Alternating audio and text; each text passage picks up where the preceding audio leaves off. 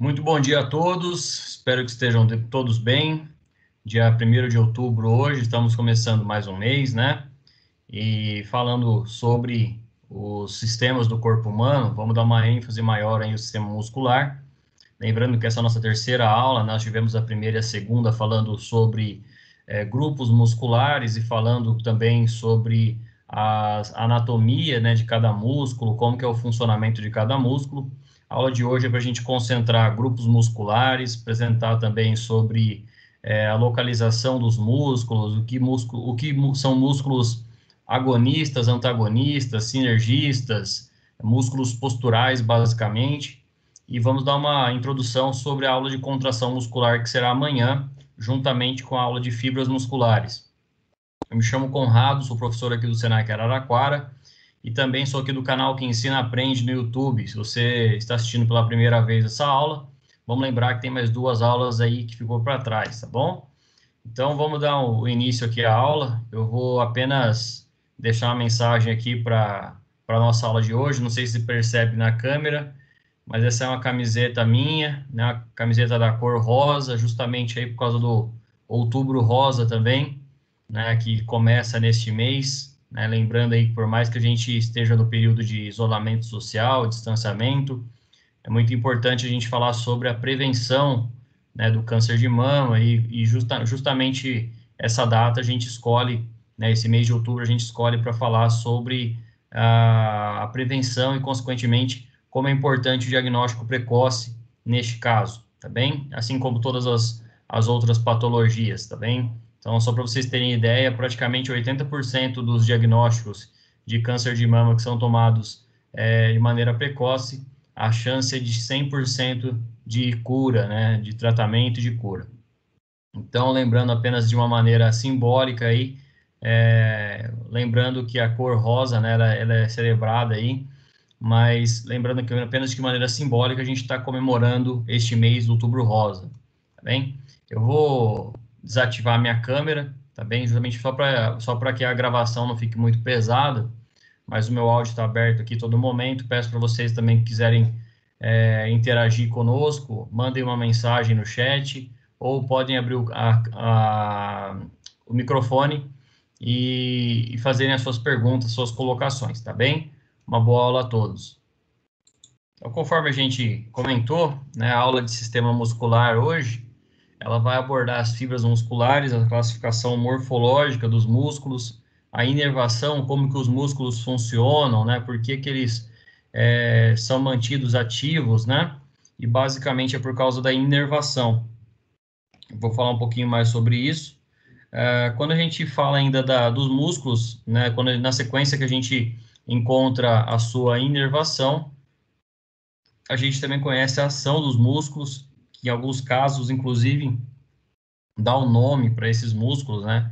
Então, por exemplo, o músculo levantador da escápula, né? O nome dele é levantador da escápula, a função primária dele é levantar a escápula, que é uma parte do nosso corpo que vai fazer parte do complexo do ombro, né? Então, quando a gente fala sobre o ombro especificamente, nós temos músculos que vão dar origem aos seus. O seu nome será a origem e a sua ação daquele músculo. E também falar um pouquinho sobre estiramento muscular, introduzindo já a aula de contração muscular, que será na aula de amanhã, falando especificamente sobre as fibras, os tipos de fibras musculares e também o que ocorre no caso de um estiramento muscular devido à contração de maneira, ou a contração ou por causa de um estiramento muscular. Então, lembrando apenas que de maneira simbólica, aqui a gente está apresentando, então, o símbolo, né, do Outubro Rosa, de maneira simbólica, né, a prevenção do câncer de mama, lembrando que é o mês de outubro que a gente utiliza como data comemorativa, né, de alusão aí a essa prevenção, mas também, né, vamos lembrar que todos os meses do ano podem servir aí para que haja exames de prevenção. Quando a gente fala sobre fibras musculares, elas se dispõem em um sentido oblíquo ao tendão muscular. O que eu quero dizer com isso? O tendão ele fica numa ponta, né, ele fica ali juntamente ao osso, para que haja uma estabilização do músculo, para que que o músculo fique fixado ao músculo. E, por sua vez, a fibra muscular, ela é adjacente, ela é oblíqua, ela tem um sentido contrário do tendão muscular. E dessa forma, o músculo apresenta, então, uma forma de pena, né? Então, ele é chamado também aí de peniforme, tá bem? O formato do músculo, né? Então, interessante a gente conhecer que as fibras musculares, elas vão dar origem a um formato desse músculo e, por sua vez, elas vão ter um formato de pena, tá bem? Então, ele é chamado de peniforme. Para o profissional da estética, isso é interessante a gente conhecer, principalmente para a gente entender o sentido da fibra, ou seja, qual que é a origem, né, e qual que é o sentido que a fibra muscular ela vai seguir, para que haja, por exemplo, uma atuação do profissional da estética, seja através do toque manual, seja através de pressões que podem ser feitas, exercidas aí com as mãos, ou ainda no uso de equipamentos, né, da eletroterapia. Então, falando especificamente sobre as fibras musculares, o profissional da estética, ele deve compreender a localização, né, e principalmente o sentido que a fibra muscular ela vai adotar, e ainda, né, o seu formato, então, o formato peniforme. Quando a gente fala ainda das fibras musculares, né, o nome dado por um conjunto de células que vão compor o músculo. Então, a gente falou das células musculares na primeira aula, né, falando ali da epimísio, perimísio, endomísio, que são as características macroscópicas do músculo. E essas fibras, elas geralmente são prolongadas, né? Igual a gente está vendo aqui, são finas e prolongadas, e elas respondem de uma maneira fácil a estímulos externos. Um deles é o exercício físico. Então, quando a gente vai na academia de maneira primária lá fazer um exercício físico para hipertonia, né, a gente utiliza a carga para que haja um efeito de contração e relaxamento. Eles vão receber estímulos externos, né, ou ainda numa corrida, no uso de uma bicicleta, por exemplo, no uso de um agachamento, ou exercícios com polia, né, que são exercícios que têm uma ação da gravidade mais a ação do peso. Esses exercícios eles vão facilitar para que o músculo ele desenvolva uma hipertonia, ou seja, vai aumentar de tamanho. E o músculo, por si só, né, ele aumenta de tamanho graças a uma atuação das fibras musculares, que através de nutrientes, né, e variações de temperatura, então a contração e o relaxamento vai provocar uma variação de temperatura dentro das fibras musculares, provocando ali um aumento dessas fibras, então tornando o músculo mais enrijecido, mais forte. E por sua vez, as fibras musculares elas são divididas, né, em três. A gente vai falar sobre isso melhor amanhã, mas elas são divididas em fibras rápidas, fibras lentas e fibras ali que são chamadas de fibras médias, né, ou fibras mistas, ou ainda fibras intermédias. Então, essas fibras musculares, elas vão servir mais para a área desportiva, né, quando a gente estuda anatomia e fisiologia da contração muscular, mas também podem facilitar o entendimento aí para a área da estética, principalmente quando a gente fala das fibras rápidas, elas estão envoltas no contorno dos olhos, por isso que eles contraem várias vezes ao longo do dia e você não tem uma fadiga muscular nesse músculo, né, principalmente nos músculos que ficam localizados ali em torno dos olhos. As fibras lentas, que elas têm ali, por exemplo, uma necessidade de contração muscular rápida, entretanto, ela tem uma resposta lenta, como é o caso aí do grande parte dos músculos do nosso corpo, né? Eu vou pegar especificamente a área do quadríceps, que é a região da nossa coxa, né? O músculo da coxa, ele tem uma contração rápida, uma contração lenta, né? E necessita de um apoio, né? De um estímulo externo para que haja uma contração. E ainda as fibras intermédias, elas têm ainda um misto, né, de rápido e lento, para que haja uma ação, né, do músculo especificamente, de acordo com as suas necessidades. Então, eu vou pegar um exemplo dos músculos do antebraço, né? A gente vai fazer uma atividade rápida, né, digitação, a gente vai lavar uma louça, vai fazer uma atividade manual, existe uma necessidade de contração rápida desses músculos por causa que a intensidade ela é determinada pelo próprio corpo. Então, ao ser necessário, né, receber esse estímulo, haverá ali uma resposta rápida, ou também ela pode ficar em relaxamento grande parte do dia, grande parte do seu dia a dia. Então, as fibras musculares, elas são formadas, né, por células musculares e, por sua vez, elas são divididas em um prolongamento, né, sempre nesse sentido oblíquo, sempre num sentido contra ao tendão muscular, né? Lembrando que o tendão ele fica fixado ao osso e o prolongamento do músculo ele é produzido pelo tendão. Pessoal, vocês estão me ouvindo? Sim, Sim? Eu não, sim. eu não sei se está gravando, porque aqui parou de mexer a gravação. Eu vou. Ó, aqui tá aparecendo que a gravação foi iniciada. Ah, não, tudo bem. Para mim também parece que ela foi iniciada, mas aqui tá 19h34 e não muda. Ah, entendi. Mas vamos tocando, depois a gente vê como é que fica, não tem problema. Vamos lá, vamos dar sequência então aqui. Então, além das fibras musculares, né, elas dispõem no sentido oblíquo ao tendão muscular e ela apresenta um formato de pena. Isso vai ajudar a gente a entender a localização de cada músculo no corpo humano. Quando a gente fala sobre a classificação morfológica do músculo, então, ele é baseado, né, ele é disposto de acordo com as fibras.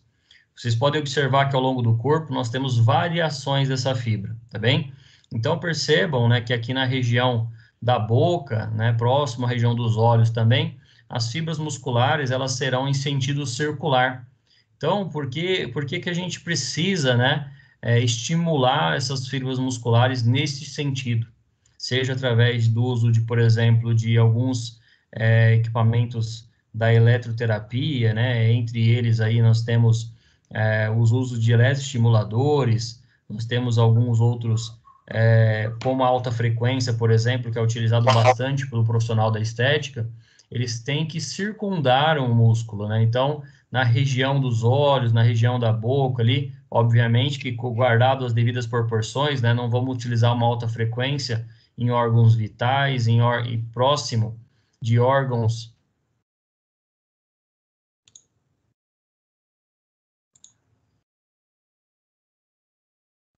Não vamos usar, então.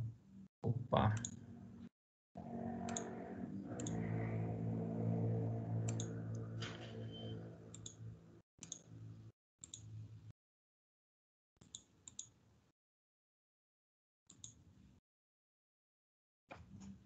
Então vamos lá, não vamos usar então a alta frequência, né, esses aparelhos em órgãos, né, especificamente próximo ao olho, próximo à boca, mas, por exemplo, se você for fazer uma estimulação manual, é possível, né, fazer esse movimento circular ao entorno dessa fibra, justamente porque ali na boca, nos olhos, na região dos olhos, que são facilmente alteradas através de expressões faciais, poderá haver ali uma,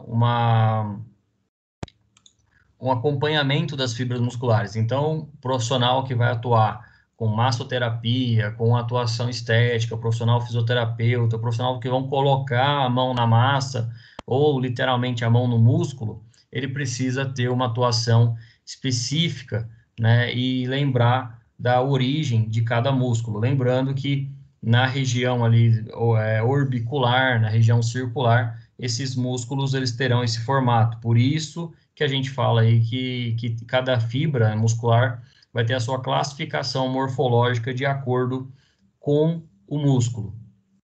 Na sequência, nós temos ali o músculo do formato convergente, né, que ele é um músculo, no exemplo que nós estamos dando, o deltoide, né, que ele, como a gente fala de convergência, né, ele tem uma atuação específica, né, de convergência. O que eu quero dizer com isso?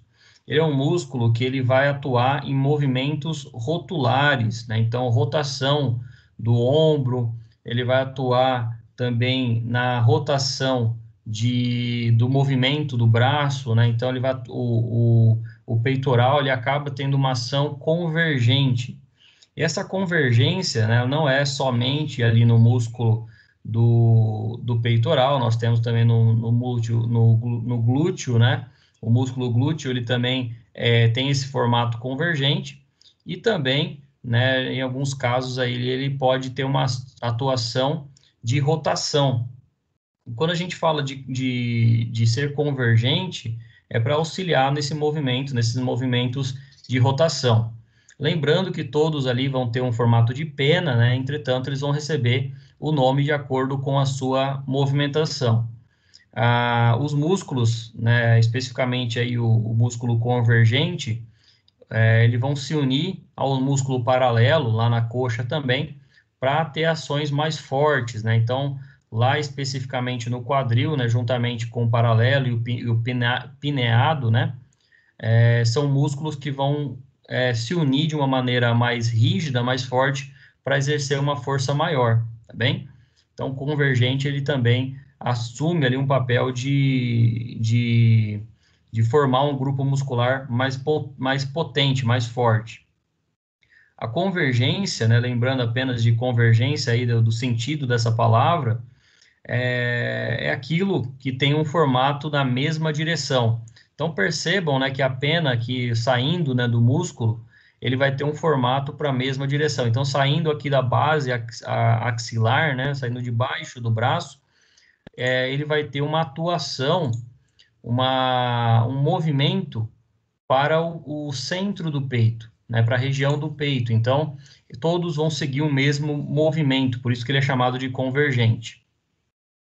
Nós temos ainda o fusiforme, que a gente falou um pouquinho sobre ele na aula passada, mas lembrando, né, que fusiforme significa, em outras palavras, de afusado, tá? Porque o que acontece é que ele é chamado de fusiforme porque ele tem o mesmo objeto, o mesmo fuso, tá bem? Pessoal, então o músculo fusiforme, ele tem apenas um fuso. O que eu quero dizer com isso? Percebam, né, o formato do músculo aqui no bíceps, na região do braço, ele tem um ventre muscular mais gordinho, vamos falar assim, né, chamado de ventre muscular, porque é uma região mais alongada, e percebam que a extensão do tendão dele é maior, né? Isso aqui é chamado de fusiforme. Então, existe um tendão mais prolongado, afusado, é a palavra correta aí, que ele possui uma forma de um fuso, sendo então mais espesso, tá bem? E vai atingir lá na sua extremidade uma ponta, né, que vai depois se agrupar a uma base. Em outras palavras, o fusiforme, aqui no bíceps, ele tem dois músculos, né? O bíceps é chamado de bíceps porque são dois músculos, e a união, né, desse fusiforme fará ali, então, um tendão do bíceps mais prolongado, tá bem? Só para vocês terem ideia, ele sai aqui da região do braço, né? E ele vai se estender na região do antebraço, ou seja, ele anda ali por boa parte do antebraço, né? Por boa parte do membro superior. É uma forma, né, da gente entender a conexão, né, de onde sai a força do braço até chegar na sua extremidade, ali nos membros superiores, especificamente nos dedos. Eu tenho um multipenado, né, que aqui é na região do deltoide, né, o músculo multipenado. Ele tem esse nome justamente porque ele tem várias penas, né, vários músculos em volta do ombro. Tá bem? Então, quando a gente fala do músculo bipenado ou multipenado, né, que vai ser a sua prolongação, ele tem esse tamanho porque ele tem mais do que mais do que 4 músculos na mesma região, tá bem? Mais do que 4 fibras musculares ali na mesma região. Então, esses feixes musculares, quando eles se prendem, né, à borda de um tendão, eles vão ali se acoplar como se fosse uma capa no entorno, em volta do ombro. tá? Então, esse músculo deltoide, ele por si só, né, por ele ter ali 4 ou 5 partes desse músculo, ele vai ter uma força maior, tá? Igual, bem semelhante ao convergente. Entretanto, percebam que devido à grande quantidade de fibras musculares, a gente também tem ali um formato de várias penas, né? Então, lembrem do formato desse músculo aqui, se porventura vocês forem atuar na região do ombro. Então, lembrando que ele é multipenado. Essa característica desse músculo multipenado facilita também a absorção, por exemplo, de medicamentos, por isso que ele também é usado aí como músculo da vacina, né? Então, o deltoide anterior aqui, ele vai ser dividido em deltoide anterior, médio e posterior, e haverá uma característica multipenada, tá bem? E isso que é chamado dessa forma, multipenado. E ele também tem um fuso aqui, né, na parte de baixo, do próximo ao escrito multipenado, existe um tendão bem grosso, um tendão rígido ali, e ele vai se dividir em 4, né, ou 5 partes, tá bem? Nós temos ainda o músculo paralelo, né, que ele está aqui localizado na região da coxa, né, na região do quadril. O mais famoso deles é o sartório, que é um dos maiores músculos do corpo humano, que ele fica localizado na região do fêmur, ele sai ali da região da crista ilíaca superior, e ele vai se inserir lá na parte posterior do joelho, na parte de trás do joelho. Esse músculo ele é chamado de paralelo, né, ou também costureiro, aí que a gente falou sobre isso na aula passada, mas ele é chamado de paralelo porque ele tem uma divisão, né, na sua parte superior e na parte inferior, que serão formados por tendões, né? Então percebam que essa parte branquinha aí é a parte do tendão. Em compensação, a fibra muscular ela tem o mesmo sentido. Percebam que o risco das fibras musculares ele vão possuir o mesmo sentido. Esse músculo paralelo, ele vão servir também para a gente entender que existe um eixo específico da sua formação. Então, ele surge, né, numa perspectiva de cima para baixo, e a fibra muscular acompanha, né, esses de cima para baixo.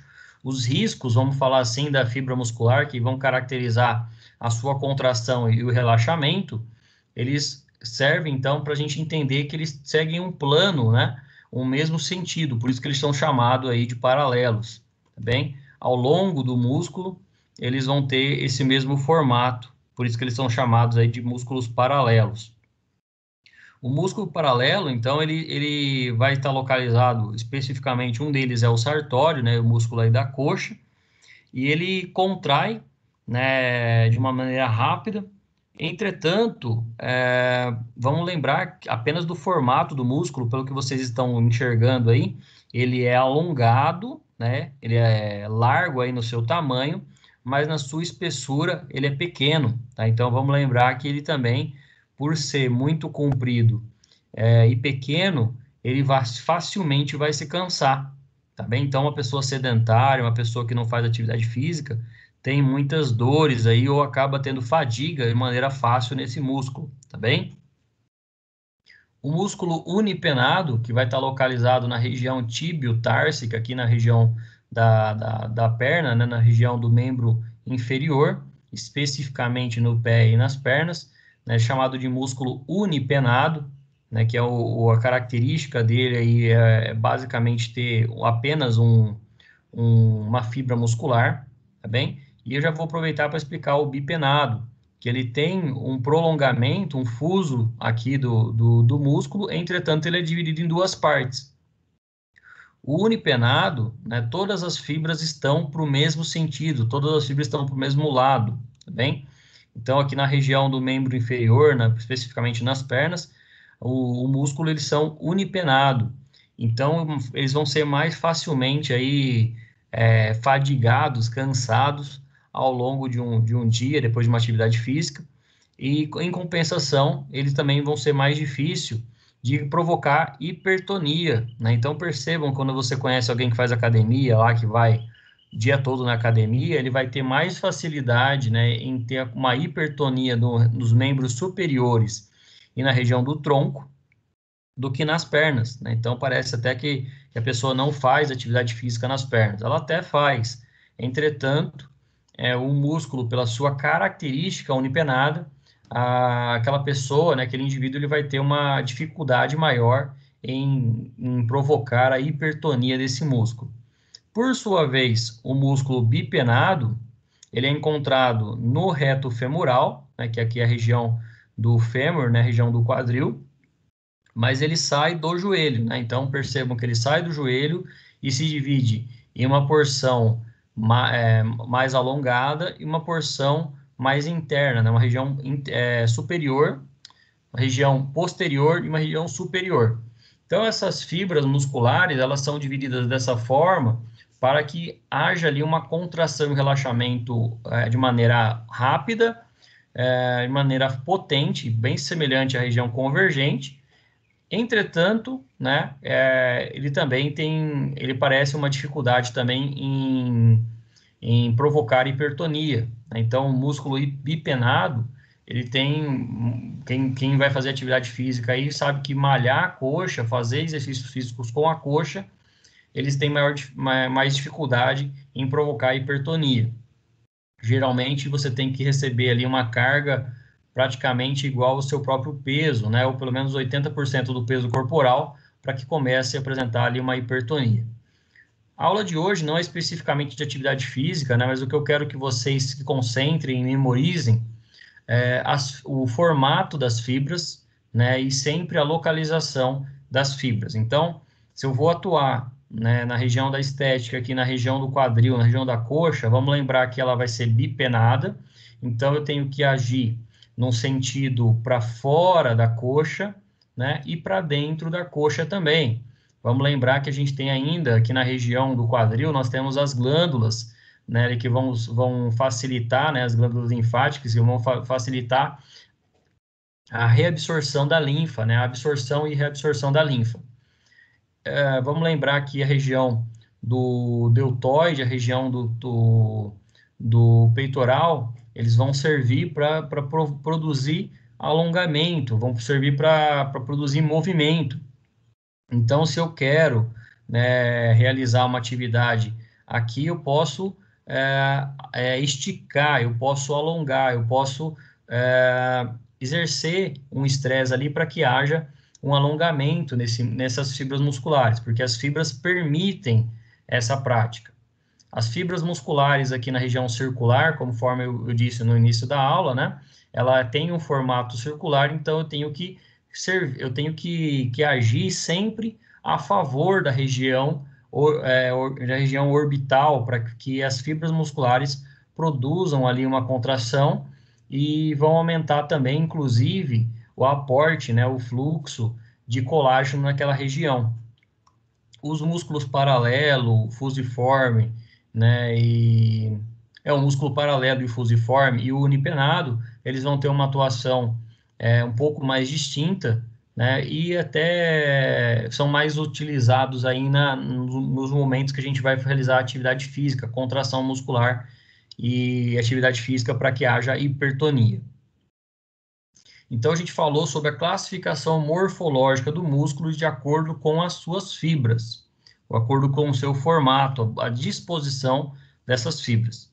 Baseado na disposição da fibra, vamos lembrar que o multipenado, então, ele possui fibras que convergem para várias regiões, como é o caso do deltoide, como é o caso da região aqui, que vai cobrir, vai formar uma capa na região do ombro. Lembre-se que aqui nós temos o deltoide, né? O deltoide, o peitoral maior, né, na parte de baixo, e o deltoide vai cobrir o peitoral na região do ombro. Haverá aqui no braço o bíceps, na região posterior o tríceps. E aqui a gente vai ter o trapézio, vamos ter escaleno, músculos que vêm ali do pescoço e também se inserem no ombro, né? Então, uma das formas que a gente pode produzir o alongamento dessas fibras é sempre movimentando o músculo deltoide ou ainda o braço, né? Então, se eu quiser produzir um alongamento dessas fibras musculares, eu posso pegar, por exemplo, o membro superior, o braço, cruzar 90 graus aqui, sentido do peito, sentido em cima do peito, e movimentar o cotovelo para que produza uma amplitude, né? Aumente ali as fibras musculares, convergendo a musculatura deltoide. Então, a disposição da fibra ela vai dar uma origem, vai dar uma movimentação para aquela região. O músculo unipenado, né, ele vai estar localizado ali na região dos membros inferiores e também ele é encontrado facilmente aí nos músculos lumbricais, né, que são chamados aqui de músculos da palma da mão, da face da mão. Então, ele possui apenas uma fibra muscular e ele está ligado diretamente apenas por um tendão.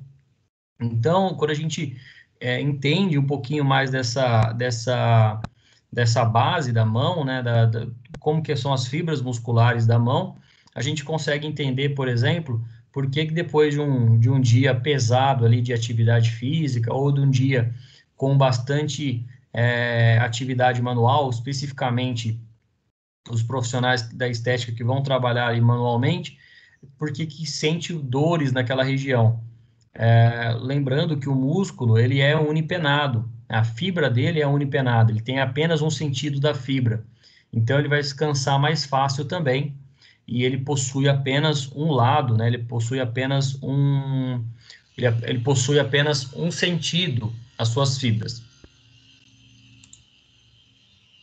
Já o bipenado, que ele está localizado lá no reto da coxa, né? Ou ainda na região que a gente falou que é o quadríceps, percebam, né, que ele sai aqui do joelho, né, aqui onde está escrito músculo reto da coxa, ele sai do joelho e se divide em duas partes. Então, ele é bipenado por causa dessa divisão. Então, ele tem ali o fusiforme, né, o fuso ou o tendão, e ele se divide em duas partes. Ele possui, então, fibras para os dois lados do tendão. O tendão ele está localizado apenas no joelho, né, e ele vai se dividir, né, para ambos os lados. Então, a porção anterior e posterior do músculo.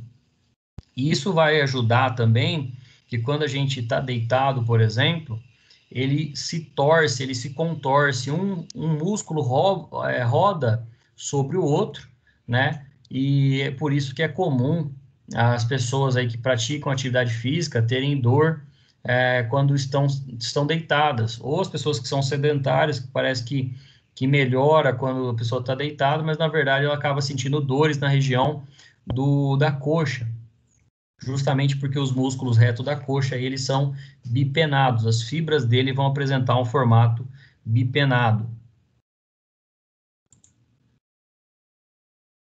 Já o uníceps, né, ou ainda chamado aí o seu formato, né, de apenas um tendão, ele possui um músculo com apenas um tendão de inserção na parte proximal, e a maioria dos músculos possui apenas uma cabeça, que é chamada de inserção proximal. Quando a gente fala de inserção proximal, pessoal, é uma característica anatômica do músculo que ele fica localizado em um osso. Então, a inserção proximal, ela é chamada de inserção proximal porque é onde se insere o músculo. Então, o músculo ele surge lá, o músculo sartório, ele surge, né, lá na região do quadril, na crista ilíaca superior, e ele vai percorrer todo o quadril, toda a coxa, e vai se inserir lá na região da tíbia, né? Então, percebam que ele é prolongado, né?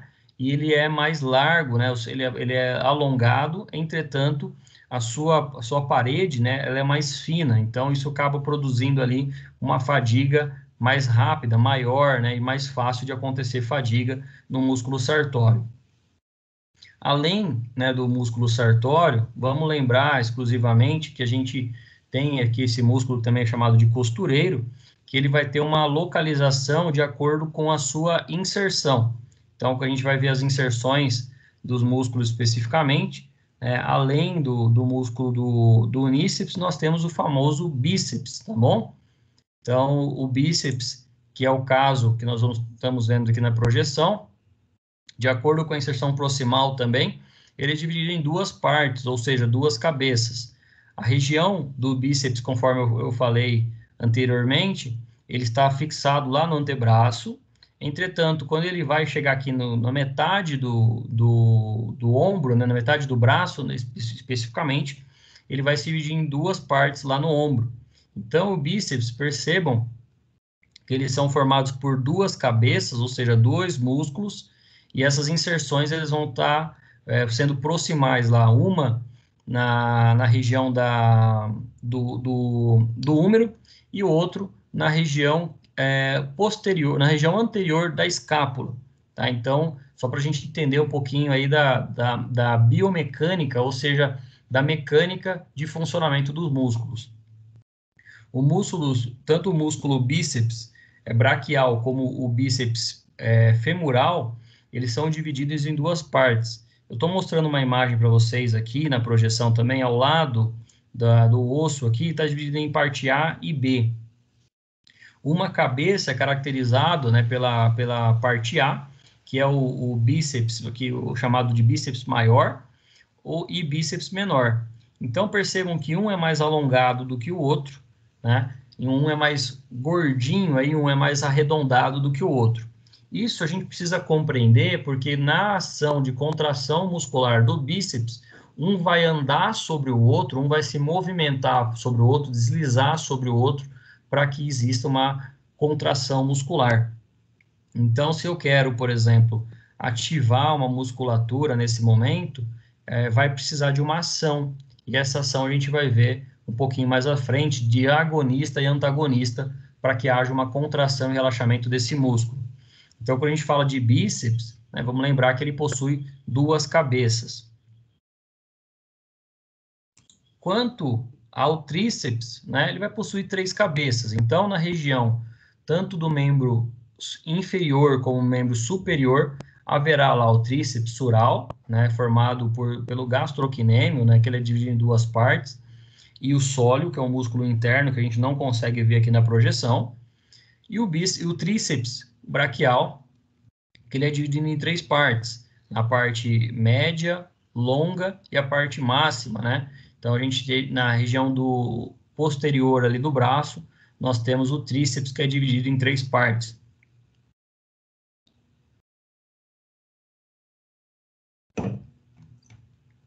Então, o tríceps ele vai ter essa divisão em três partes, para que haja em grande parte do dia, né, uma ação de antagonismo, né? Ele não vai realizar o movimento, ele vai estabilizar o movimento do músculo anterior.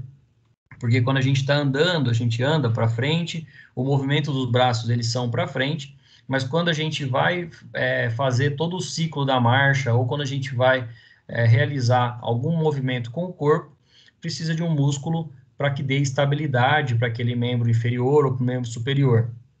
Só para vocês terem ideia, isso vai ajudar bastante vocês na parte da estética também. No tríceps sural, fica localizado o que a gente chama aí de uma maneira mais didática, né, de uma maneira mais informal, o coração das pernas, tá? Por que o coração das pernas? A região vascular dos membros inferiores, eles não têm nenhuma bomba que realize o papel, por exemplo, do coração. O coração ele fica localizado lá na região do tórax, mais inclinado à esquerda. Então, toda hora que o fluxo sanguíneo ele realiza, né, a circulação sanguínea, ele leva ali o sangue para as regiões do corpo, especificamente quando ele vai retornar, o que a gente chama de retorno venoso, ele fica parado aqui nessa região dos membros inferiores, especificamente no tríceps. Então, toda vez que a gente comenta com alguém de alguma viagem ou algo assim, é recomendado em viagens acima de 2 horas que os pacientes, as pessoas que têm algum problema vascular, utilizem, por exemplo, aquelas meias compressivas na região do tríceps, no tornozelo, né? E essa fibra, que é essa meia compressiva que é utilizada, ela serve para comprimir a musculatura do tríceps sural e auxiliar no retorno venoso, né? Seja uma viagem de carro, seja uma viagem de carro, de avião, é recomendado que utilize essa meia compressiva. Caso a pessoa não tenha essa meia compressiva, mas ela sinta que existe uma dor, um peso na perna depois da viagem, o que recomenda-se é que a cada 2 horas ela realize ali pelo menos 10 contrações, né? Ficar 10 vezes na ponta do pé, dentro do carro ou dentro do avião, né? Para que haja ali um retorno venoso, facilite e que a perna não aumente de tamanho. Então, por exemplo, alguém faz uma viagem aí de mais de 2 horas e percebe que no final da viagem a perna fica inchada, a sandália está pegando ali no pé, o tênis está ficando marcado com a meia.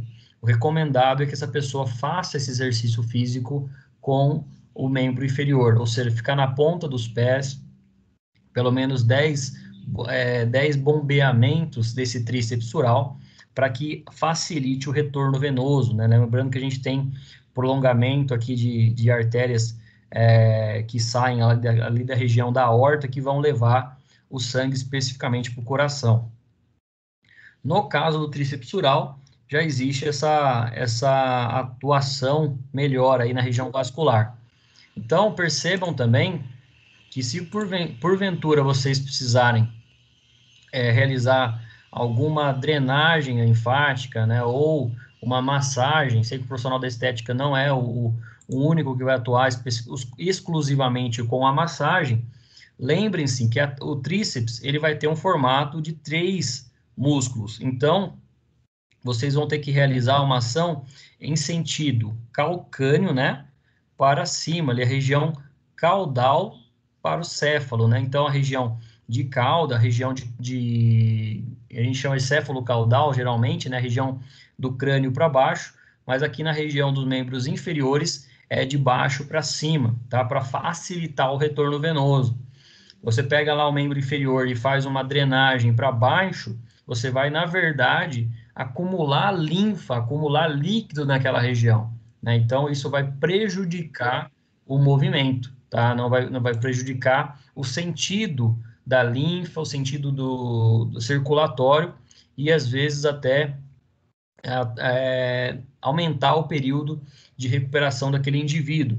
Então, seja no acúmulo de líquido nas pernas, que ocorre predominantemente mais em mulheres, né, seja por questões hormonais, ou seja por questões de ciclos menstruais, isso vai interferir também no aumento, né, de algumas extremidades, especificamente do membro inferior, porque afinal de contas a gente passa boa parte do dia em pé ou sentado e acaba acumulando líquido na região do tornozelo, especificamente nessa região. Então, um teste que é feito, né, rapidamente, vou explicar isso para vocês, um teste que a gente pode fazer é passar ali, usar uma fita métrica em torno da região do tríceps sural, vulgarmente chamado de batata da perna, né? Ele é medido ali a sua circunferência, é feito uma liberação miofascial, é feita uma drenagem nessa região, né? E depois mede-se novamente, vocês vão perceber que há uma alteração de 2 a 3 centímetros de tamanho, tá? Então, isso é bastante, porque essa região, ela acumulou muito líquido. O mesmo acontece, pessoal, na região do tríceps braquial. Entretanto, né, vamos lembrar apenas que a gente só tem essas ações, né, em casos, por exemplo, de pós-mastectomia. A gente falou aí no início da aula sobre o Outubro Rosa, a mastectomia é a retirada parcial, né, de um quadrante da mama, da região, e envolve naturalmente o peitoral. E a região do bíceps, geralmente, ela acaba sendo lesada. Então, se o bíceps perde a força, o que acaba acontecendo, o tríceps começa a ter mais força do que o bíceps. E aí, para a gente atuar na região preventiva de acúmulo de líquido nessa região, até para melhorar o pós-cirúrgico, né, é feito, né, pelo profissional da área da fisioterapia, mas pode também ser incentivado aí para que haja atuação do profissional da estética e da massoterapia. O enfaixamento desse membro, tá? O enfaixamento vai produzir uma espécie de compressão, igual ocorre com a meia compressiva, ou ainda a drenagem dessa região posterior. Então, eu coloco ali a minha paciente em decúbito ventral, ou seja, de barriga para baixo, e vou drenar essa região do tríceps, tá bem? esse líquido dessa região vai ser absorvido através da glândula linfática localizado ali na região subclávia e também na região subaxilar. Então, nesses casos especificamente, vocês precisam lembrar que o tríceps é formado por 3 cabeças, bíceps por 2 cabeças, e o uníceps, que é um pouco utilizado, um pouco falado aí, apenas uma cabeça. Se a gente tem 1, 2 ou 3, né, vamos lembrar que 1 é bom, 1 é pouco, 2 é bom e 3 é demais. Nesse caso, a gente tem ainda o quadríceps, né, que ainda, né, vamos lembrar, é formado por 4 cabeças. As inserções proximais do quadríceps são divididas nas localidades daqueles músculos. Então, quando é falado em grupo muscular, o quadríceps, ele é chamado de quadríceps femoral, né? Lembrando que só vai ter ali na região do fêmur, né, o quadríceps. Ele está localizado na região do fêmur, na região da coxa, né? O sartório não faz parte, tá, do quadríceps. Vamos lembrar que o sartório ele sai lá da região da crista ilíaca superior e vai passar lateralmente aqui ao quadríceps. Ele não faz parte, né, do quadríceps. Mas o quadríceps ele é dividido em 4 músculos. O reto femoral, que é o maior músculo, tá? O quadríceps ele é formado ali por um bíceps, né? Ele é dividido por um bíceps, mas ele vai se unir ao vasto medial, que é um músculo que sai lá da cabeça do fêmur, que fica encaixado lá no quadril, e vai se inserir lá no joelho. Nós temos ainda o vasto lateral, né, que ele é localizado na parte lateral da coxa, e o intermédio, né, que muita gente fala que ele é um músculo que separa, né, o vasto medial e lateral. Vamos lembrar que o lateral ele vai ficar localizado na parte interna da coxa. Percebam a grossura aqui, né, a gente tá mostrando aqui o músculo B na imagem, né, percebam a grossura do vasto medial. Por isso que ele é tão exigido lá nas cabines, nas cadeiras extensoras e flexoras. E ele é dificilmente contraído, né? A gente consegue a hipertonia desse músculo. Então, quando a gente fala desse quadríceps especificamente, ele é dividido em 4 partes: reto femoral, medial, lateral e intermédio. A união desses 4 músculos vão formar o quadríceps, que por sua vez ele vai possuir 4 cabeças na inserção proximais. Então percebam, né, que todos ali vão sair da região da crista ilíaca superior juntamente com o sartório, só que o sartório ele corre por fora, né, ele corre na região lateral aqui da perna, do membro inferior, da coxa. Já o quadríceps ele está mais frontalmente, né, mais anteriorizado aqui na região da coxa. A coxa especificamente, né, ou o quadríceps femoral, o fêmur, ele é a região do fêmur, ele é formado ainda por 8 músculos que vão ficar fixados na região da sínfise púbica, né? Então, só para vocês entenderem as contrações, quando a mulher passa ali pelo período de gestação, né, o quadríceps ele tem que ser isolado, por isso que existe aquela posição ginecológica, né, que haverá uma atuação maior dos músculos internos da coxa. Então, existe uma flexão, precisa ficar flexionado aquela região, para que haja uma atuação mais fácil dos músculos mais internos da coxa. Nós temos ainda o políceps, né, ou chamado também de multífices. Tá? O multífices, basicamente, ele possui acima de 4 cabeças, que é o caso aqui do músculo serrátil anterior, que é um músculo que está localizado na região posterior, né, na região lateral do tórax. Ele sai lá de trás da coluna, né, ele sai lá da coluna, a sua base, a sua origem é lá, e eles vão se inserir aqui em cada das costelas. Esse músculo que a gente chama de serrátil anterior, ele é visível mais nas pessoas que produzem, que tem ali um nível muito baixo de gordura no corpo, né? Então, abaixo de 9% de gordura no corpo, né, vão aparecer esses músculos aqui. e geralmente são as pessoas aí que praticam atividade física que vão conseguir ter uma hipertonia desse músculo. Ele parece um músculo serrilhado, né? Por isso que ele é chamado de serrátil, porque ele tem uma forma serrada, né? Então, quando a gente fala de possuir mais do que 4 cabeças, né? Só aqui eu estou vendo 1, 2, 3, 4, 5, 6, 7, 8, 9 fibras musculares, cabeças proximais ali de inserção proximal, praticamente uma em cada costela. Se a gente falou então sobre a inserção proximal, eu tenho a inserção distal. O que muda basicamente aqui, o que a inserção distal ela vai ter um nome específico à sua área de atuação. Então, quando eu falo sobre a classificação morfológica do músculo baseado na região, né, ou na localização da sua inserção, ele vai ter uma característica de acordo com a inserção desse músculo. O unicaudal, né, o tipo aqui unicaudal, ele é o peitoral maior, né, que existe a sua inserção lá no úmero, né, no osso do úmero, que é esse osso do braço, né, o músculo de alavanca do ombro, né, o músculo que movimenta o ombro, e o peitoral maior, né, por ser um músculo convergente, né, lembra que ele é convergente, que a gente falou que ele pode ter várias movimentações, entretanto, ele sai apenas de uma cauda, né, então percebam aqui que o músculo peitoral, o peitoral maior especificamente, ele é localizado no úmero. É raro de acontecer, mas pode acontecer, esse músculo se soltar aqui da região do osso do úmero, né, produzindo aí uma flacidez do peitoral maior, tá bom?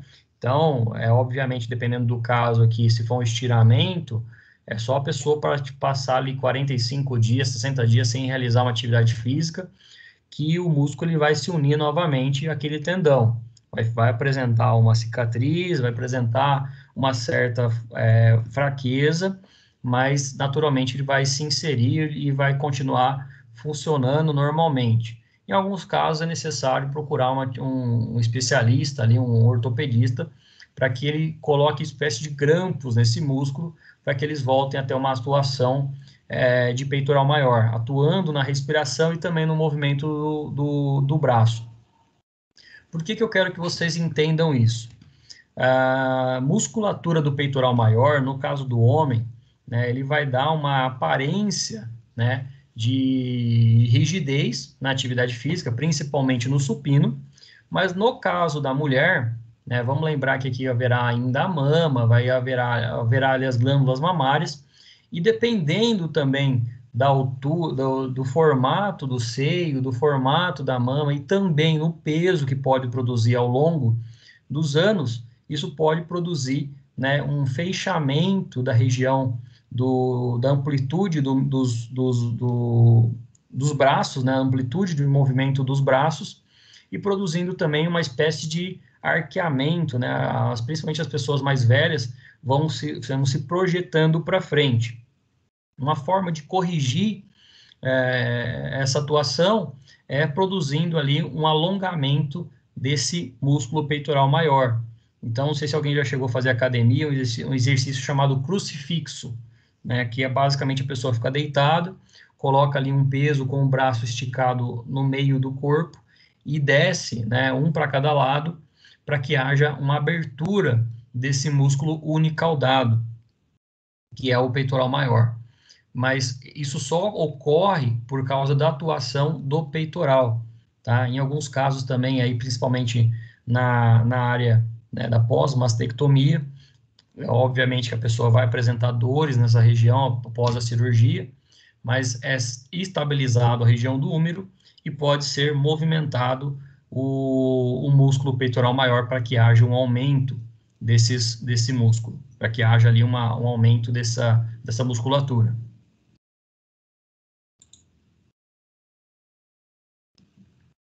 Se eu tenho unicaudado, também tenho o bicaudado, né?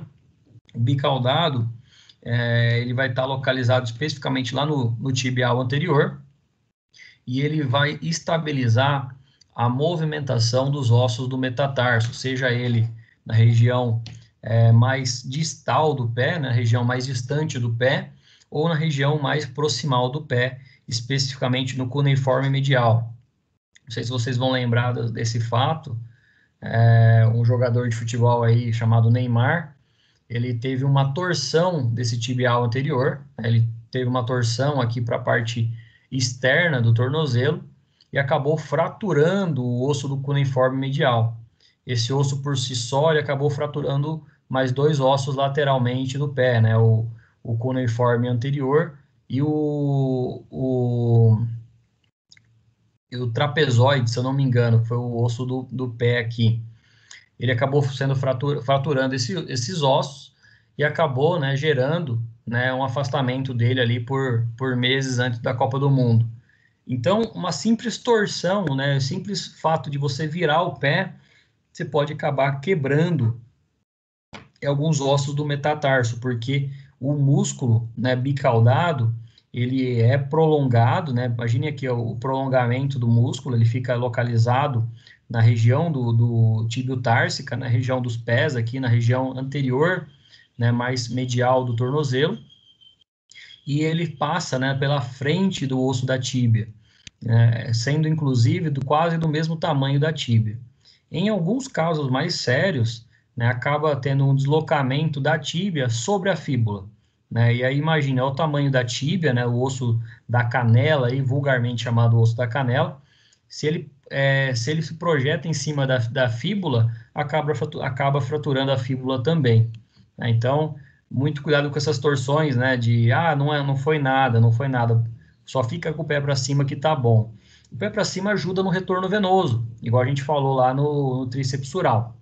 Mas, às vezes, uma simples torção tem que ser investigado ali, fazer um raio-x na região dos pés, porque pode se fraturar, seja por estresse, seja por causa de uma simples torção, ou ainda, né, o caso de estresse, né, de fadiga do próprio músculo, consequentemente do osso. Esse músculo é muito utilizado no ciclismo, é muito utilizado principalmente aí pelas pessoas que praticam, né, ciclismo, futebol, e acabam, uma simples torção aí no final de semana num jogo, acaba tendo uma fratura desses ossos, mas por causa de uma ação muscular, não exclusivamente por causa do osso, né? Então, só para vocês terem ideia da potência desse músculo. Além do bicaudal, nós temos o policaudado, né? O policaudado é um caso flexor dos dedos, que ele vai estar localizado na região anterior do braço, né? A região interna do antebraço.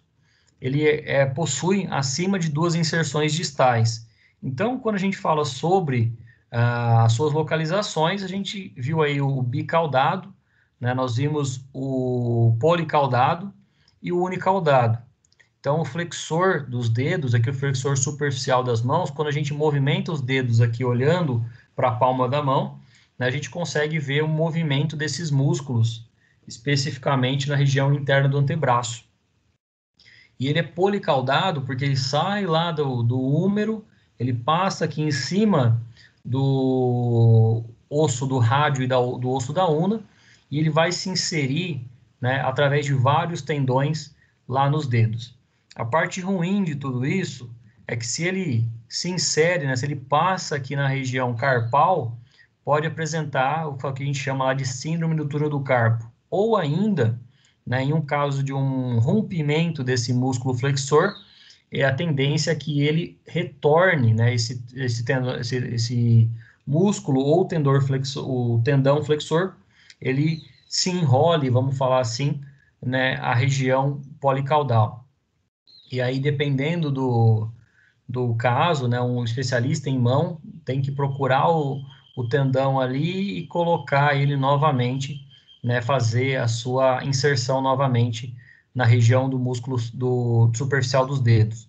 Então, quando a gente fala sobre essa região de músculos, eu preciso entender, né, o seu formato para depois conhecer as ações musculares. Então, baseado na classificação morfológica que a gente acabou de ver até agora, nós vimos a classificação de acordo com o tendão de origem, né, de inserção proximal e distal, de acordo com a disposição das fibras, né? Então, a fibra, se ela é disposta de maneira convergente, fusiforme, bipenado, paralelo, circular, né, ou oblíqua também chamado, multipenado e unipenado, né, e ainda existe a questão da ação muscular, né? Então, o músculo, conforme eu disse lá no início, né, ele é bem complexo, ele é bem curioso, mas ao longo do tempo, a gente consegue memorizar e compreender a sua área de atuação, principalmente se a gente for estudar a ação muscular, que aí eu acho que vai ficar ainda mais interessante.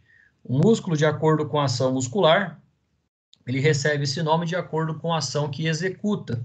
Então, por exemplo, a gente tem lá o levantador da escápula, que é um músculo que fica localizado na região cervical, e ele vai se fixar na borda superior da escápula. Então, se eu movimento o meu pescoço para o lado esquerdo, naturalmente a escápula do lado direito vai se movimentar, vai acompanhar, tá bem? O músculo flexor do rádio, lembrando que o rádio aqui é o osso que está lateralmente aqui próximo ao membro superior, né, ao antebraço. O músculo flexor radial do carpo, ele vai passar por cima, vai sair da una e vai se estender lá no osso do carpo, que depois vai dar prolongamento ao tendão flexor do polegar, né, ou do famoso dedão.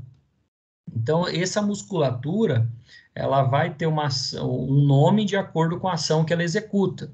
E também, né, como é o caso do flexor superficial dos dedos, que a gente acabou de ver agora há pouco, né, por ele ser policaudado, né? Então, cada músculo ele vai ter o seu nome de acordo com a sua ação muscular. Falando de ação muscular, eu preciso compreender que existem, né, ações agonistas, antagonistas, sinergistas e posturais. Quando a gente fala sobre esses nomes, é algo que a gente dificilmente guarda, né, e dificilmente memoriza, a não ser que você seja um profissional da educação física, da fisioterapia, um profissional ortopedista. Mas por que eu quero que vocês entendam e compreendam essa relação desses músculos?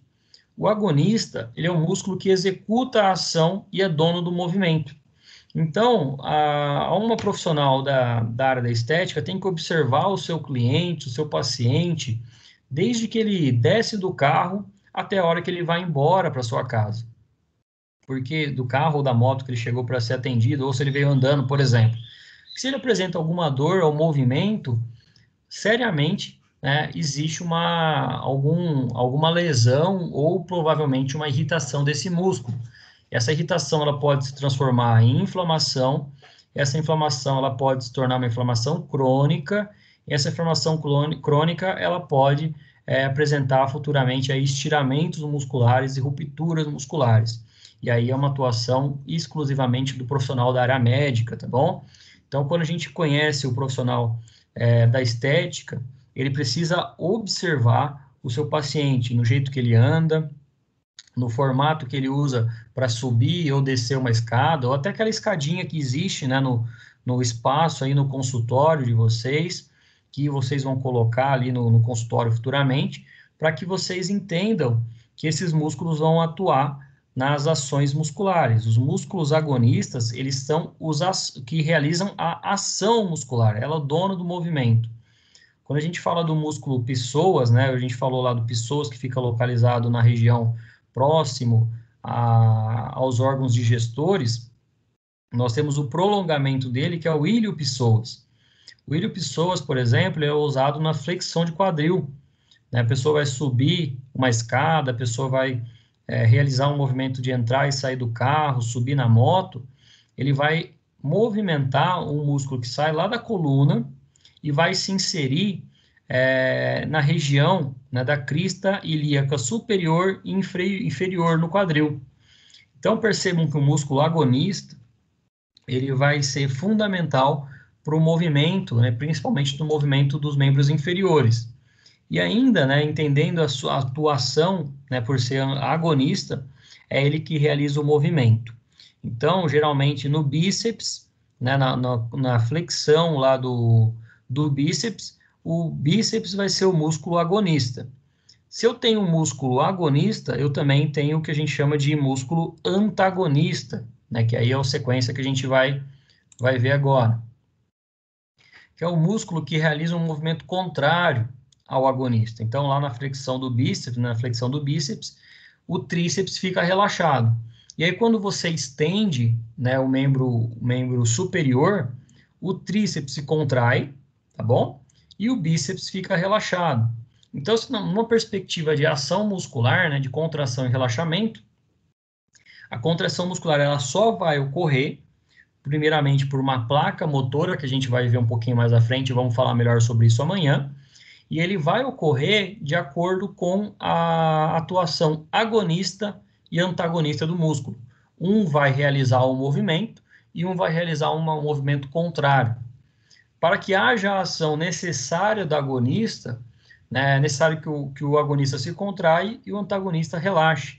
Né? O antagonista, então, ele ocorre de maneira simultânea, mas no movimento contrário ao agonista. Se executarmos essa ação aqui, ó, que a gente está observando na imagem, se executarmos a contração do agonista e do antagonista ao mesmo tempo, nós temos o que a gente chama de isometria muscular. Né? Então, a ação fica bloqueada e o movimento não executado. Isso ocorre em algumas situações distintas, especificamente numa contração involuntária chamada vulgarmente aí de cãibra, né?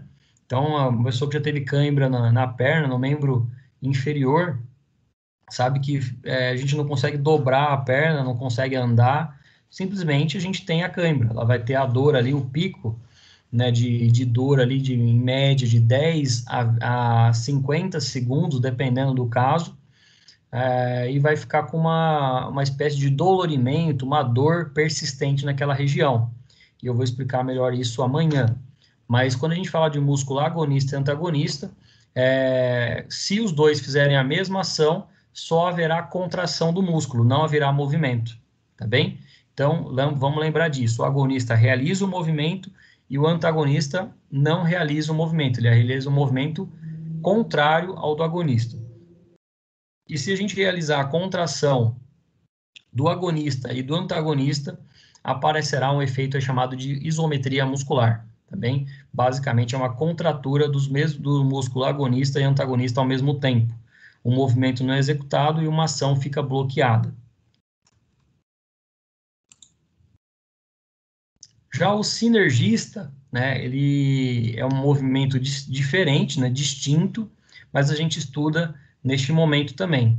Alguns músculos vão facilitar a ação dos agonistas, né, eles vão bloquear principalmente aí os movimentos indesejáveis, né?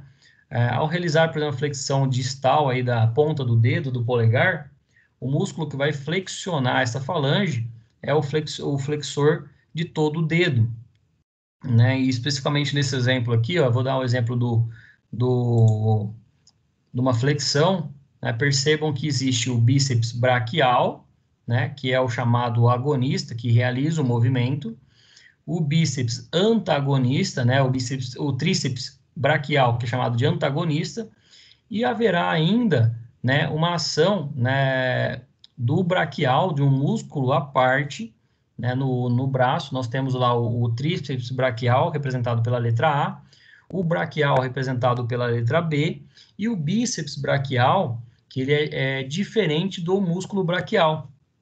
Então, na atividade física, especificamente aqui na contração, né, durante o movimento sinergista, né, ou de isometria, né, basicamente de movimentação, haverá um músculo que vai realizar uma ação sinergista, né, do movimento. Então, percebam que durante a realização do movimento, haverá naturalmente um movimento de sinergia, né, um movimento que vai dar estabilidade e equilíbrio para aquele membro que está produzindo uma ação muscular. Então, quando eu vejo aqui um exemplo de uma flexão, percebam que o tríceps relaxa, o bíceps braquial, ele por sua vez, ele vai estabilizar o movimento, mas o braquial estará contraído, tá bem? Então, vamos lembrar apenas que existem esses 3 músculos no nosso membro superior, aqui especificamente no húmero, tá bem? A gente tem outros músculos aqui menores, né, como no caso do deltoide, o peitoral, mas eles vão ter uma ação sinergista, aqui o braquial vai ter uma ação sinergista, especificamente durante o movimento. E isso ocorre em vários grupos musculares, mas o mais famoso aí é a gente compreender. O antagonista estabiliza ali, o agonista realiza o movimento, o antagonista ele realiza um movimento contrário ao agonista, e o sinergista é o que dá equilíbrio para tudo isso. Falando então ainda de ação muscular, nós temos ainda o músculo posturais, né? Os músculos posturais, especificamente aqui eu estou mostrando para vocês os multífidos, né? Ou músculos eretores da espinha ou eretores da coluna. São aqueles capazes de manter a postura no indivíduo durante o movimento, que vão envolver a coluna vertebral, né? A coluna e as vértebras. Ao avançar o corpo em uma marcha, desde que os músculos ficam fixados ali nas vértebras, impedem uma oscilação que poderia levar à queda do indivíduo. No caso desses músculos, né, algumas pessoas aí que apresentam patologias neurológicas, há uma flacidez desse músculo, então dificilmente esses músculos vão ter uma contração prolongada, então isso acaba produzindo, por exemplo, uma dificuldade em se locomover ou manter em pé. E aí o profissional da estética, ele precisa compreender que a atuação desses músculos posturais, eles vão estar sendo estimulados, por exemplo, através do contato físico, né? Através do toque.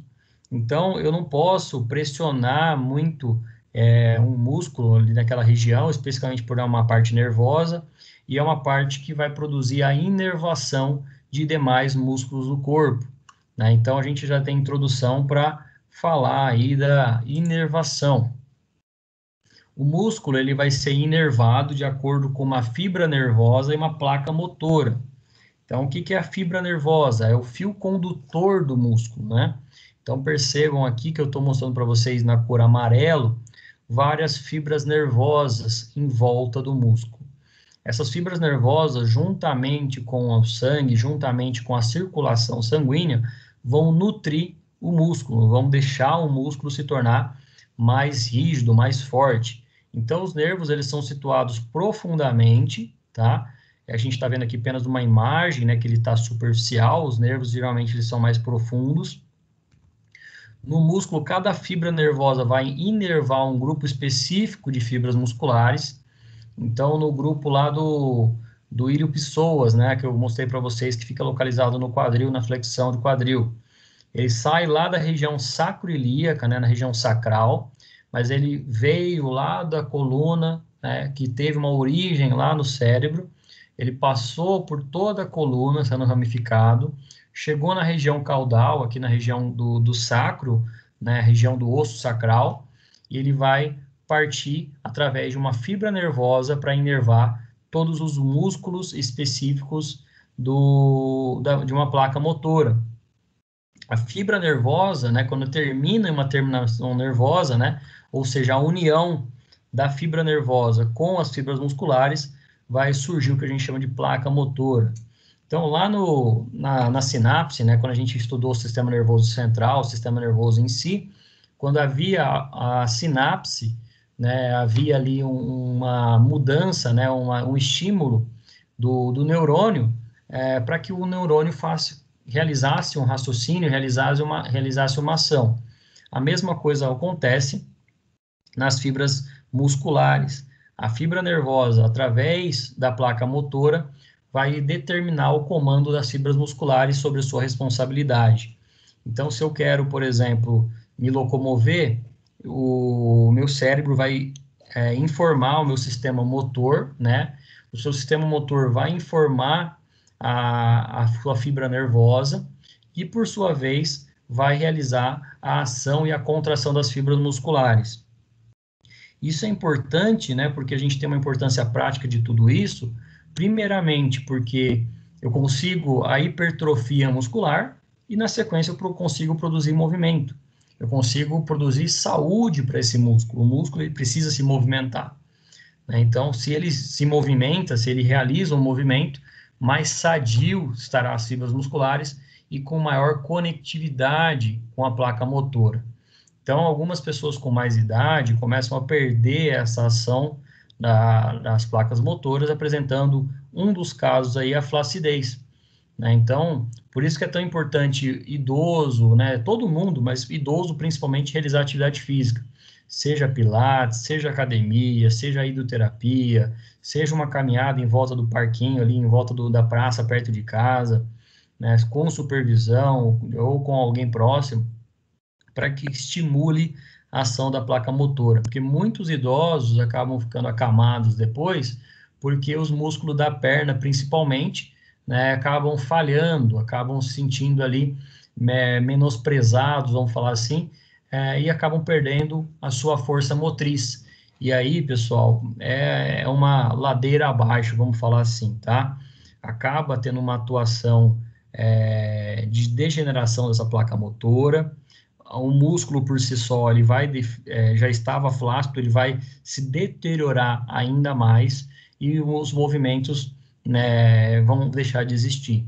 Deixando de existir o movimento, a pele, por sua vez, vai apresentar uma falta de colágeno e vai, então, apresentar uma flacidez da pele e ainda, além da flacidez, vai apresentar ali uma série de distúrbios relacionados à pele, que eu não vou entrar no mérito agora, mas eles podem, entre eles, apresentar ulcerações, né? Então, uma pessoa acamada tem que tomar muito cuidado com o tempo que ela passa acamada, justamente por causa das ulcerações, as chamadas de úlceras de decúbito. Então, existem formas de estimular, né? Obviamente, existe aí a eletroestimulação, mas não substitui o movimento, tá bem? Se fosse o caso, né, a gente teria aí que entender que a atividade física ela deve ser produzida, deve ser praticada por todos, né? Seja o simples fato de comprar um pão perto de casa andando, né? Para que não só os idosos, mas todos os jovens aí, e eu me incluo nessa classe, né? Para que pratique atividades físicas de modo a estimular a fibra nervosa e a placa motora. Eu vou falar mais sobre placa motora amanhã para a gente entender um pouquinho mais sobre contração muscular. Mas lembrando, né, que ela é fundamental para produzir a hipertrofia. A gente viu isso na aula passada, mas eu achei legal trazer isso para a gente lembrar que o excesso também, como tudo na vida, o excesso também pode produzir diversos malefícios, né? O músculo ele sofre através do exercício físico uma hipertrofia das suas fibras musculares. Então, quando realiza lá um supino, uma ação com peso, né, do bíceps especificamente, haverá um aumento do tônus muscular da massa muscular. Quando não realiza essa prática, né, pode ocorrer o que a gente chama de hipoplasia, né, ou hipotrofia, mas em grande parte, né, neste caso, haverá ali um aumento ponderal da fibra muscular, chamado também de hipertrofia. E aí, em excesso, pode produzir o que a gente chama de estiramento muscular, né? Então, conforme eu estou mostrando aqui na imagem para vocês, a fibra muscular, ela tem uma capacidade, ela é especialista em realizar contração e relaxamento, mas se por acaso acontecer o que a gente chama de fadiga muscular, pode existir o que a gente chama também de estiramento ou distensão. São micro-rupturas, né, ou rupturas microscópicas das fibras musculares, com uma evidência de dor no local. Essa dor vai produzir edema, né, vai produzir ali um inchaço naquela região, uma hipervascularização, também apresentando, por exemplo, o que a gente chama ali dos macrófagos, né, que vão atuar na reparação tecidual, né, que eles devem ser estimulados, né, então, eles são extremamente inteligentes. Quando a gente vai lá e coloca uma bolsinha de gelo ali, eles se repelem, mas quando a gente retira a bolsinha de gelo, eles retornam para o local, e isso, eles retornam com uma quantidade maior. Então, no caso de ruptura, primeiras 24 horas gelo, né, que é o protocolo que a gente chama, né, o protocolo RICE, né, que é um protocolo que a gente utiliza bastante na área desportiva, né, ou ainda, né, o protocolo PRICE, que eu vou falar melhor para vocês amanhã. Esse protocolo, ele aborda, né, além das questões do primeiro contato, né, da pessoa que tem uma ruptura muscular, basicamente ali é elevação do membro, associado ao gelo, associado a uma fisioterapia breve, né, rapidamente ali fazendo uma contração, para que essas micro-rupturas, elas se aproximem mais rápida, né, das fibras musculares, para que ela volte ali recuperando as fibras rompidas.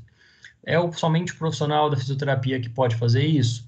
Não, o profissional da estética também pode realizar isso, né? Obviamente ali guardado as suas devidas áreas de atuação, lembrando apenas que o estiramento muscular ele é uma forma, né, da gente otimizar, né, otimizar aí o processo de reparação, né? Então, o estiramento muscular, quando o profissional de estética ele atua nessa área, sendo inclusive um braço amigo ali do profissional da estética, do profissional da educação física, da fisioterapia, o profissional da estética ele vai auxiliar na recuperação desses músculos. O atleta deverá ser retirado da competição o mais rápido possível, né, para que essa distensão aumente e a ruptura seja total. Então, existe uma ruptura parcial, existe uma ruptura momentânea, né, que é a ruptura que ela ocorre em 15% das fibras apenas, ou 50%, ou ainda pode chegar a 100% das fibras. E aí o caso é cirúrgico, ele foge aí da alçada da nossa área de atuação. Então, o atleta, quando ele tem um atleta ou um indivíduo aí que produz uma atividade física de maneira intensa, né, quando ele tem uma ruptura desse músculo, pode aumentar essa ruptura, né, esse estiramento muscular, e vai impedir, né, a sua recuperação. Então, eu gostaria que vocês compreendessem um pouquinho por que as fibras aqui, no caso, a gente está vendo aqui a musculatura do quadríceps, né, elas são daquele formato que eu contei para vocês, né, que eu mostrei para vocês aí, da musculatura, especificamente do quadríceps, ele tem um formato, né, de atuação agonista. Entretanto, as fibras musculares do quadríceps, eles têm um formato que a gente chegou a ver aqui nos slides anteriormente, né, de bicaudado, né, no quadríceps, e também, né, ele possui ali 4 cabeças, né, na inserção proximal. Então, vamos lembrar que são 4 músculos, né, o músculo reto femoral, o vasto medial, vasto lateral intermédio, e se porventura romper apenas um, beleza, né, uns 15%, a pessoa vai ter dor, vai ter um desconforto, mas se romper totalidade esses 4 músculos, dificilmente ela consegue andar novamente, realizar exercício físico sem a atuação de um profissional da área médica. Então, chegamos aí ao final de mais uma aula, né? Deixo o meu agradecimento a todos que participaram dessa aula. Um obrigado e até breve. Tá bem, pessoal?